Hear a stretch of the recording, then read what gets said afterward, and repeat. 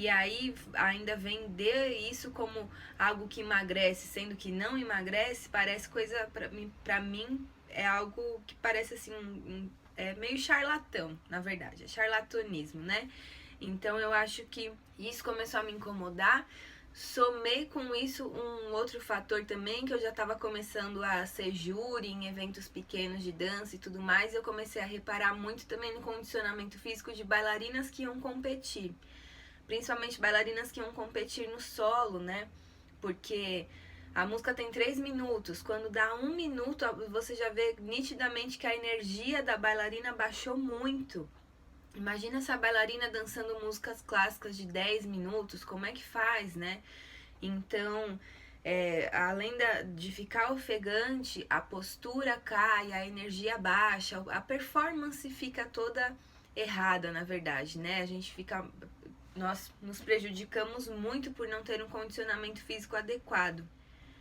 Quando a gente se compara com outros tipos de dança, sei lá, balé contemporâneo, jazz, coisas assim, a gente pode perceber que todos têm uma preparação física, seja abdominal, prancha, corrida em volta da sala, todos têm algum aquecimento fundamental, algo que vai trabalhar o corpo para a atividade física. Então eu comecei meio que a levantar essa bandeira de que sim, é importante a bailarina de dança do ventre também ter um bom condicionamento físico, senão a performance vai ser muito abaixo do que poderia ser. Eu comecei a levantar essa bandeira de que a gente precisa de fato ter uma preparação física para bailarinas de dança do ventre. E foi daí que eu lancei que eu montei o meu TCC, foi todo embasado nisso, com muito estudo, em estudos de preparação física, alta performance, atletas. E por que não nós bailarinas de nível profissional nos compararmos com atletas de fato, né? De alto rendimento, de alta performance. A gente faz tanta coisa, a gente dá tanta aula, faz tanto show, vai para workshop, dá workshop, enfim. Então eu acho que mas é uma coisa cultural na dança do ventre, o nosso corpo ficar em segundo plano. A saúde do corpo ficar em segundo plano. Nós queremos sempre estar no palco, buscamos medalhas, queremos estar em workshops, em eventos, mas a gente esquece que precisa de um bom condicionamento físico. Então, eu acho que isso ainda é uma cultura, sei lá, na dança do ventre, no Brasil, a gente pode sim melhorar, pode evoluir com isso. E a ideia do meu TCC era justamente trabalhar a preparação física de bailarinas de dança oriental. O Belly Fitness foi lançado no ano de 2012, eu tinha 22 anos, foi quando eu registrei a marca e o método foi registrado com o meu TCC sendo registrado também, tudo no mesmo ano.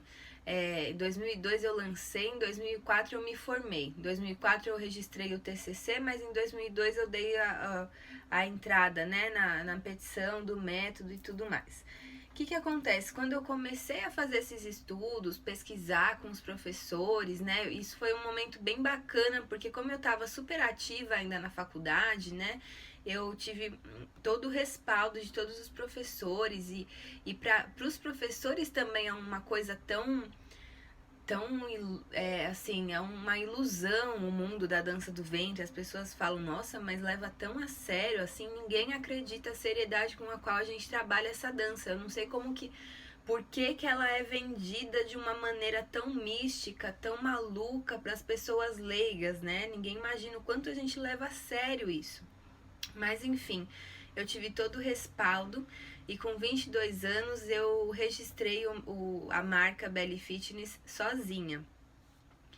Quando eu fiz o registro, o que acontece? Eu era jovem, ainda sou, gente, estava com 22 anos, mas eu não tinha dinheiro para contratar um advogado, não tinha dinheiro para contratar nada, assim, eu trabalhava, mas enfim, o dinheiro não era suficiente para isso. Então, eu acho que quando a gente tem um pouquinho de tempo e tem vontade, nada nos impede. Então, eu fui registrar a marca antes de lançar essa aula.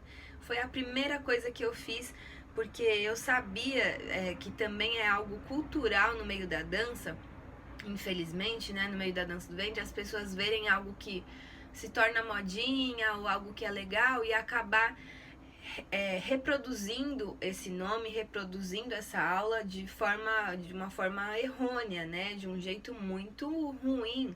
E eu sabia que isso poderia prejudicar muito a minha imagem, então eu quis registrar com o pensamento de que seria algo,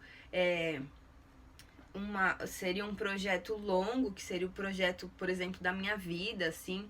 Então eu quis registrar para me certificar de que eu teria os direitos sobre essa aula, porque tratando-se de saúde, eu não poderia deixar que alguém utilizasse um nome que eu desenvolvi, o método que eu criei e tudo mais, de uma maneira que pudesse me afetar depois.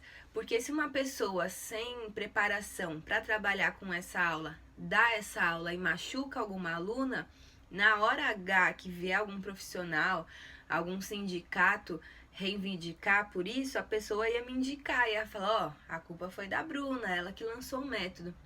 Então, antes de tudo, a minha preocupação inicial foi de fato registrar a marca.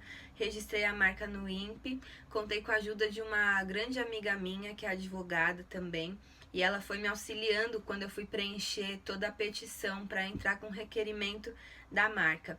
Antes de eu entrar com esse requerimento, eu também fiz uma busca, né? Eu pesquisei se alguém já trabalhava com o nome Belly Fitness no Brasil e de fato não existia.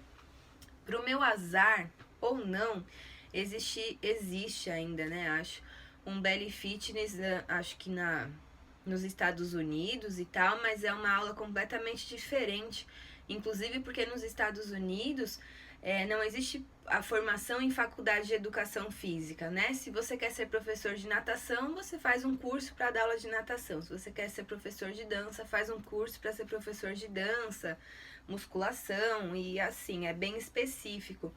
Então, as aulas de Belly Fitness de lá, quando eu já tinha lançado o método, me mandaram, falaram, olha, tem isso lá nos Estados Unidos tal. E aí eu fui olhar e na verdade, nada mais, nada menos que uma aula super técnica, com repetição de camelo, repetição de 8, repetições e repetições e repetições. Nada mais do que a gente tem aqui, nada mais do que uma aula neuromuscular.